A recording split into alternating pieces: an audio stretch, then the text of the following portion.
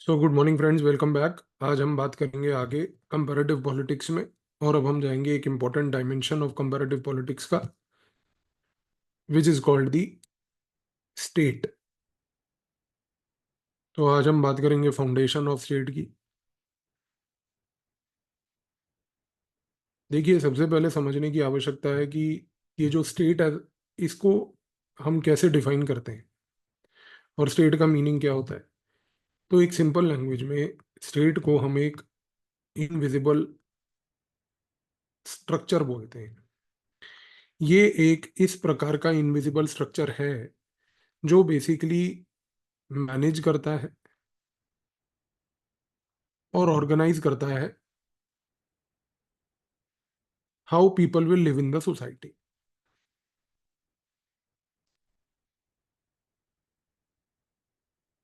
ये सबसे इंपॉर्टेंट चीज है कि स्टेट जो है वो एक ऐसा इनविजिबल स्ट्रक्चर है जो ये चीज को मैनेज और ऑर्गेनाइज करता है कि लोग सोसाइटी में पहली बात तो कैसे रहेंगे।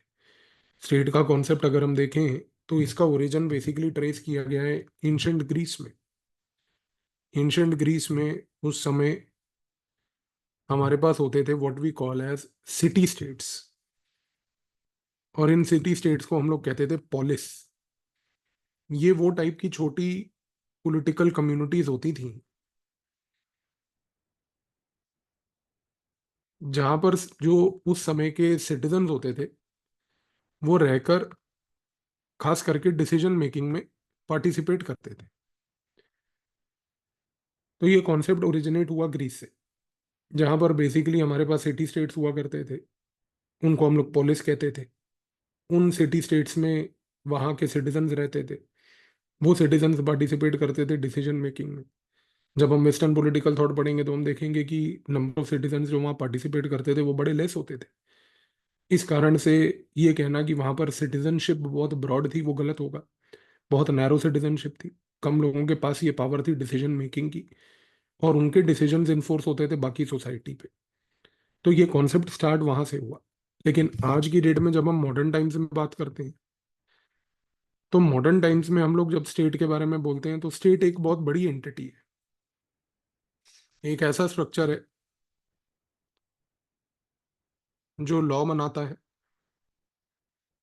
ऑर्डर मेंटेन करता है, सोसाइटी में कंट्रोल लाता है, टेरिटरी को मैनेज करता है। तो ये कहना गलत नहीं होगा कि आज जो कॉन्सेप्ट ऑफ स्टेट इवॉल्व होके आया है, ये कॉन्सेप्ट ऑफ स्टेट काफी डीपन हो चुका है। इसके फंक्शंस अब वो ancient Greek city state police वाले नहीं रहे। आज स्टेट जो है वो एक प्रकार का परमानेंट स्ट्रक्चर है,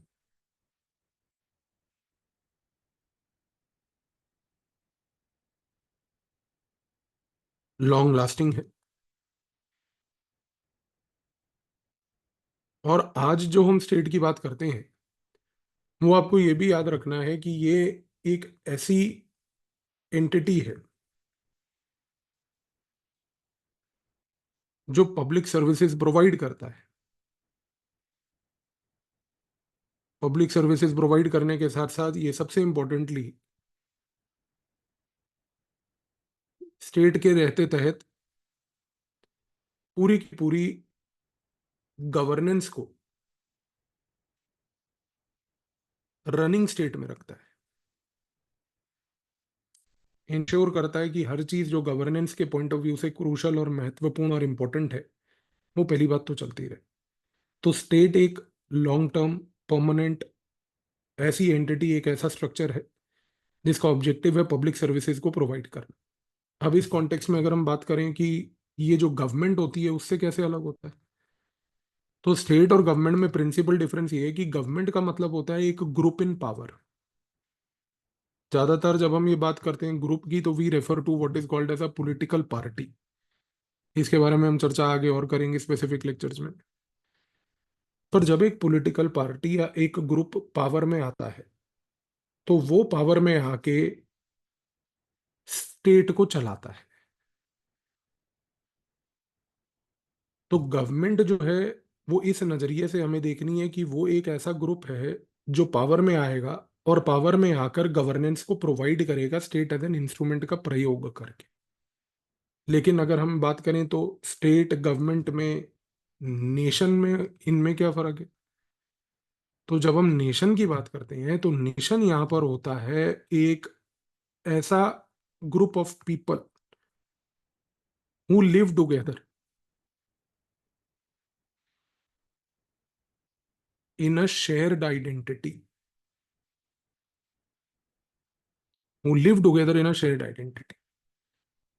तो यानी कि यहाँ पर कहने का मतलब ये है कि नेशन में हम लोग कहते हैं कि लोग हैं, ये लोग वो हैं जो एक साथ एक शेयर्ड आइडेंटिटी के तहत रहते हैं एक कॉमन टेरिटरी में। तो गवर्नमेंट हो गया एक लॉन्ग लास्टिंग ग्रुप जो आएगा पावर में, वो रहेगा 4-5 साल के लिए, वो मैनेज करेगा स्टेट को, और वो स्टेट को मैनेज करके गवर्नेंस इंश्योर करेगा for the people of the nation. और नेशन में क्या होगा, वो सारे लोग जो एक साथ जुड़े होंगे एक शेयर्ड एंटिटी के साथ, एक शेयर्ड आइडेंटिटी के साथ। तो यहां पर ये चीज आपको बिल्कुल क्लियर होनी चाहिए। अब आज जब हम बात करते हैं स्टेट की, तो ये चीज याद रखिएगा कि जब हम कहते हैं कि एक ये permanent plus long lasting entity होती है, तो ये मत भूलिएगा साथ में कि ये एक लीगल एंटिटी भी होती है। ये एक प्रकार का सोशियोलॉजिकल कॉन्स्ट्रक्ट भी होता है। दो चीजों के बारे में अब हमने यहाँ पर वर्ड यूज किया, legal entity and sociological construct. हम इसको स्टेट को एक लीगल एंटिटी इसलिए कहते हैं क्योंकि जब हम बात करते हैं मैक्स वेबर की, तो मैक्स वेबर हम आगे भी चर्चा करेंगे कि वो एक इंपॉर्टेंट पॉइंट बोलता है कि जो स्टेट है उसको एक लीगल एंटिटी के नजरिए से इसलिए देखना है क्योंकि इसके पास एक मोनोपोली है on legitimate use of force की। यानी कि मैक्स वेबर कहता है कि जो स्टेट है उसके पास वायलेंस करने की, फोर्स का यूज करने की एक लेजिटिमेट मोनोपोली है। इस रीजन से वो एक लीगल एंटिटी भी माना जाता है। लेकिन जब हम कहते हैं कि स्टेट एक सोशियोलॉजिकल कंस्ट्रक्ट है, तो सोशियोलॉजिकल कंस्ट्रक्ट उसको इस रीजन से कहा जाता है क्योंकि स्टेट जो है वो सोशल पावर को एक्सरसाइज करता है। सोशल पावर को एक्सरसाइज करता है का मतलब क्या है? उसका मतलब ये है कि वो रेगुलेट करता है, मैनेज करता है that how people will live in a society,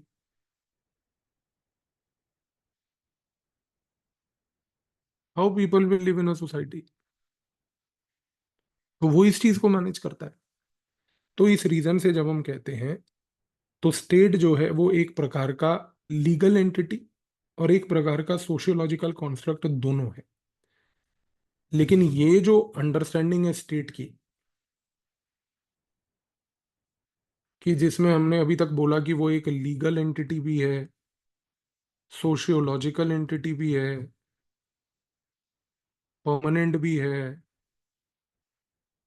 इसके साथ साथ हमने ये भी बात बोली कि भाई उसके पास फोर्स यूज करने की मोनोपोली भी है।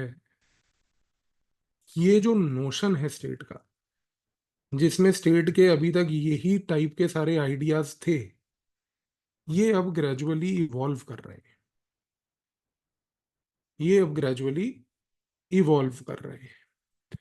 क्योंकि अभी तक अपन ने जितनी बार भी स्टेट को हमने ऑब्जर्व किया, और स्टेट की जो understanding ancient Greece polis city state community से स्टार्ट हुई, वो आज की डेट में इवॉल्व होकर कुछ ग्रेजुअली चेंज भी हो रही है। फॉर एग्जाम्पल, एक स्कॉलर है जिसका नाम है बेनेडिक्ट एंडरसन। वो कहता है we need to reconceptualise the state.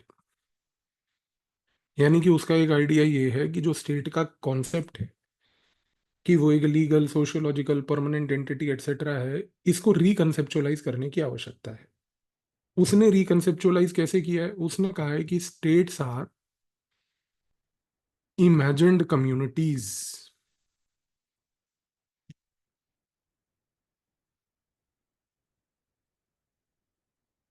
क्या मतलब है इस पॉइंट का? कि स्टेट्स आर इमेजिन्ड कम्युनिटीज। इसका मतलब ये है कि आज स्टेट इज बियॉन्ड लॉज, पहली बात तो यहां पर बेनेडिक्ट एंडरसन हमें मजबूर कर रहा है एक नोशन को ऑब्जर्व करने के लिए कि स्टेट को सिर्फ एक लॉ के नजरिए से, एक लीगल एंटिटी के नजरिए से नहीं देखना। दीज आर इमेजिन्ड कम्युनिटीज जो कि हमें एक दूसरे नजरिए से कंसेप्चुअलाइज करनी है। वो कैसे? तो यहाँ पर बेनेडिक्ट एंडरसन ने बोला कि ये इमेजिन्ड कम्युनिटीज वो कम्युनिटीज हैं जहां पर पीपल जो है they are connected to each other by a shared narrative and shared culture. अब ये पॉइंट देखिए कितना important, shared narrative and shared culture. तो बेनेडिक्ट एंडरसन क्या बोल रहा है? वो कह रहा है कि सिर्फ स्टेट के अंदर जो लोग रहते हैं they are not only bound by laws. Law तो उनको लीगली बाइंड करता ही करता है, पर लॉ के बियॉन्ड स्टेट में जो लोग रहते हैं they are also bound by a shared narrative, shared culture. Example, अगर हम बात करें इंडिया की, तो इंडिया में आज की डेट में जो हमारा नेशनल फ्लैग है, ये सारे लोगों को यूनिफाई करता है। आज बेनेडिक्ट एंडरसन कहता है कि इंडिया में बहुत सारे लोग रहते हैं, these people may have never met each other also. बहुत सारे लोगों से हम ना कभी मिले हैं ना हम कभी उनको जानते हैं, पर बेनेडिक्ट एंडरसन कहता है कि आप अगर लोगों को ना मिले हो ना जानते हो, उसके बावजूद भी आप सभी लोग एक कॉमनैलिटी से कनेक्टेड हो। और वो कॉमनैलिटी ऐसी है कि वो कोई लॉ नहीं है, वो एक शेयर्ड आइडेंटिटी है जिसको आप सभी शेयर करते हो। यानी कि फॉर एग्जाम्पल जैसे नेशनल फ्लैग है, आज कोई भी एक इंडियन व्यक्ति हो, कोई भी इंडियन व्यक्ति चाहे एक दूसरे को जाने या ना जाने, पर वो एक दूसरे को एक फ्लैग से कनेक्ट करके एक कम्युनिटी जरूर इस्टेब्लिश कर सकता है। कम्युनिटी मतलब कि एक कॉमननेस, एक फॉर्म ऑफ ब्रदरहुड इस्टेब्लिश कर सकता है। तो यहां पर वो क्या कह रहा है? बेनेडिक्ट एंडरसन कह रहा है कि स्टेट के अंदर जरूरी नहीं है कि सिर्फ लॉ ही लोगों को यूनिफाई करे। कई बार कुछ ऐसे शेयर्ड आइडेंटिटीज होते हैं, कई बार कुछ ऐसे शेयर्ड कल्चरल नरेटिव्स होते हैं, वो भी एक दूसरे को, लोगों को बाउंड करते हैं। फॉर एग्जाम्पल जैसे हमने फ्लैग की बात करी, सिमिलरली जैसे फॉर एग्जाम्पल इंडिया में हमारे एपिक्स हैं, रामायण एंड महाभारत, ये हमारा एक कल्चरल टूल है। आज रामायण एंड महाभारत की स्टोरीज पैन इंडिया लेवल पर फेमस है। अब हम चाहे एक दूसरे को जाने या ना जाने, बट अगर कोई व्यक्ति किसी दूसरे व्यक्ति को रामायण या महाभारत से कुछ कोट करके सुनाता है तो एक शेयर्ड कनेक्ट बनता है।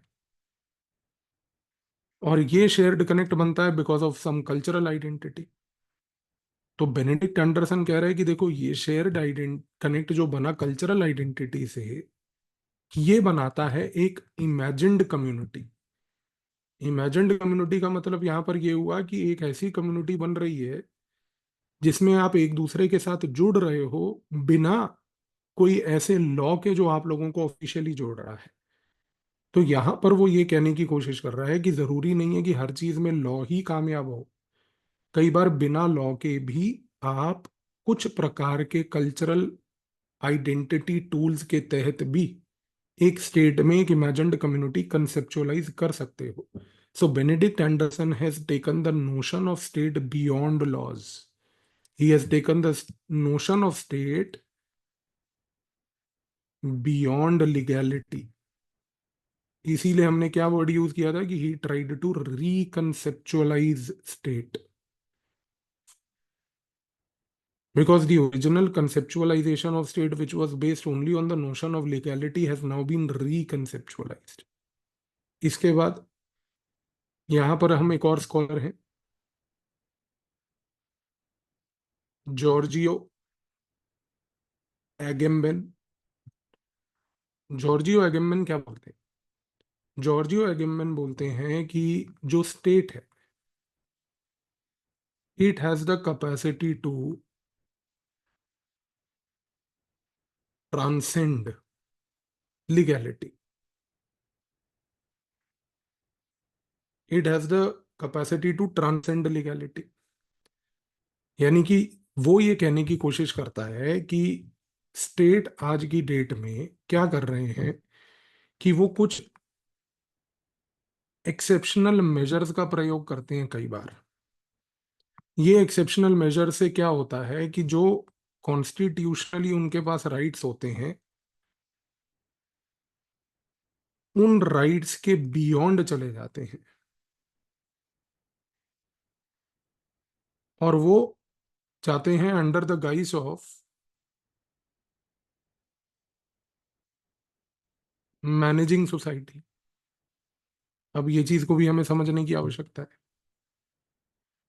तो जॉर्जियो एगेमन कह रहा है कि एक स्टेट जो है वो लीगली कॉन्स्टिट्यूशन के हिसाब से काम करता है, पर कई बार क्या होता है, ये स्टेट जो है इनके पास एक कैपेसिटी होती है कि they go beyond the legality also.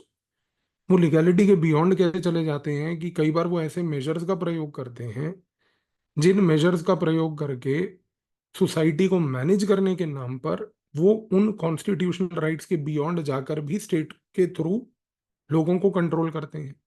तो जॉर्जियो एगेमन यहाँ पर एग्जांपल देता है कि जैसे जब कोई क्राइसिस आता है, फॉर एग्जांपल कि जैसे अभी पैंडेमिक आया, तो पैंडेमिक के दौरान क्या हुआ, हर एक स्टेट ने कॉन्स्टिट्यूशनली जो राइट्स उनको प्रदान किए गए थे उसके बियॉन्ड जाके कुछ ऐसे एक्सेप्शनल मेजर्स लिए in the name of managing the society during pandemic, जिसके के तहत उसने इवेंचुअली किया क्या कि लोगों के ऊपर ऐसे रिस्ट्रिक्शंस लगाए जो रिस्ट्रिक्शंस कॉन्स्टिट्यूशनली अदरवाइज परमिटेड नहीं थे।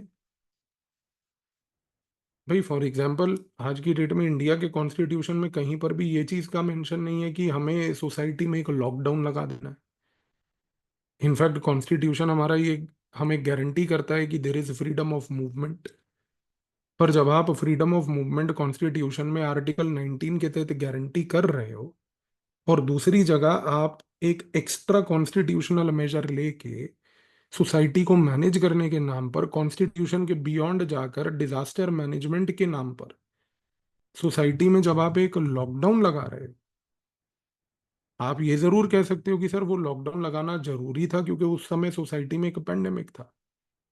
जॉर्जियो एगेमन यही कह रहा है कि in the name of managing the society, कि देखो पेंडेमिक है, हमें सोसाइटी को मैनेज करना है, तो कई बार स्टेट क्या करता है, ये लीगैलिटी के ट्रांसेंड कर जाता है, इस लीगैलिटी के भी बियॉन्ड चला जाता है। जो उसके पास पावर्स लीगली होती हैं उसके बियॉन्ड वो कुछ दूसरे लॉज के तहत पावर क्रिएट करके उन पावर्स के तहत आपको कंट्रोल करने की कोशिश करता है। तो जॉर्जियो एंगेमन क्या कहने की कोशिश कर रहा है, वो ये कहने की कोशिश कर रहा है कि स्टेट को सिर्फ एक लीगल लॉ अबाइडिंग एंटिटी के नजरिए से नहीं देखना है। स्टेट कई बार इस लीगल लॉ अबाइडिंग एंटिटी के बियॉन्ड जाकर भी ऐसे कुछ लॉज का प्रयोग करता है जिन लॉज के कारण वो आपको कंट्रोल करने के चक्कर में, सोसाइटी को मैनेज करने के चक्कर में कॉन्स्टिट्यूशनल मैंडेट के भी बियॉन्ड चला जाता है। तो जैसे मैंने आपको ये बात बताई कि आज हमारे कॉन्स्टिट्यूशन में फ्रीडम ऑफ मूवमेंट गारंटीड है, लेकिन इस फ्रीडम ऑफ मूवमेंट की गारंटी के बाद भी मूवमेंट को रिस्ट्रिक्ट करना in the name of managing the society during the pandemic, और उसके बाद डिजास्टर मैनेजमेंट के एक लॉ का पॉइंट यूज करके कॉन्स्टिट्यूशन के आर्टिकल 19(1)(d) को भी ओवरराइड कर देना और कह देना कि नहीं मूवमेंट रिस्ट्रिक्ट होगी।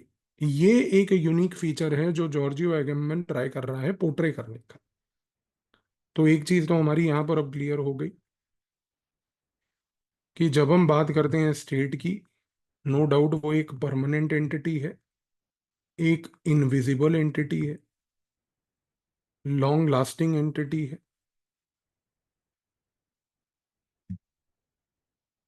सोसाइटी को मैनेज करने वाली एंटिटी है, लीगल एंटिटी है। पर यहां पर हमने जो स्कॉलर्स की बात करी, बेनेडिक्ट एंडरसन एक जगह पर और खास करके जॉर्जियो एगेम्बन दूसरी जगह पर, इन दोनों ने जो मैक्स वेबर का नोशन था लीगल स्टेट, उसको चैलेंज करते हुए ये बोला इन दोनों ने कि state can go beyond legality. उसने एक जगह पर इमेजिन्ड कम्युनिटी का कॉन्सेप्ट, एक जगह पर एक्स्ट्रा लीगल लॉज का कॉन्सेप्ट, ये यहां पर क्लियर कट तरीके से हमने देखने का ऑब्जर्व किया। तो keeping this basic idea about the state in mind, अब हम सब्सिक्वेंट लेक्चर्स में समझने की कोशिश करेंगे कि किस तरीके से अलग अलग प्रकार की थ्योरीज ऑफ स्टेट है और उनके क्या ओवरऑल अप्रोचेस हैं स्टेट को लेकर। चीज़ों को कंसोलिडेट करते रहिएगा, चीज़ों को अच्छे से मेमोराइज करते रहिएगा। जनरल स्टडीज में मैंने पहले भी बोला, एथिक्स पे मास्टरी बनाइए, इकोनॉमिक्स को अच्छे से कंट्रोल कीजिए, जीएस की आंसर राइटिंग पे स्ट्रॉन्ग करना उसको कार्य शुरू कीजिए, करंट अफेयर्स पे होल्ड बनाइए ताकि चीज़ों को आप और अच्छे से कर पाएं। ये चार चीज़ों के ऊपर अच्छे से फोकस कीजिए। यही चार चीज़ें बहुत क्रूशली आपका डिफाइन करेंगी कि आगे आपका एग्जाम कैसे जाने वाला है। क्योंकि एथिक्स एक ऐसी चीज़ है जो प्रोलॉन्ग्ड तरीके से पढ़नी पड़ती है। प्रोलॉन्ग्ड तरीके से का मतलब ये है कि आप ये नहीं कह सकते कि हम अगले 15 दिन में एथिक्स कर लेंगे, नहीं होता ऐसे। कई महीने की मेहनत लगती है। ध्यान दीजिए, हम लोग जीएस की क्लासेस में भी एक प्रोलॉन्ग्ड तरीके से हार्ड वर्क करते हुए एथिक्स सीख रहे हैं। सेम अप्रोच आंसर राइटिंग की है, सेम अप्रोच करंट अफेयर की है। ये तीनों सब्जेक्ट ऐसे नहीं है जो एक दिन में हो जाए। इनके लिए एक प्रोलॉन्ग्ड कंसिस्टेंट सस्टेनेबल हार्डवर्क चाहिए, मंथली बेसिस पे डेडिकेशन चाहिए। हम लोग क्लास में ये जब तीनों सब्जेक्ट्स पढ़ते हैं, हमारा यही ऑब्जेक्टिव रहता है। इस पे थोड़ा ध्यान दीजिए, ये आपके मार्क्स में बहुत ज़्यादा क्रूशल डिसाइडिंग फैक्टर्स होंगे। मिलते हैं नेक्स्ट क्लास में।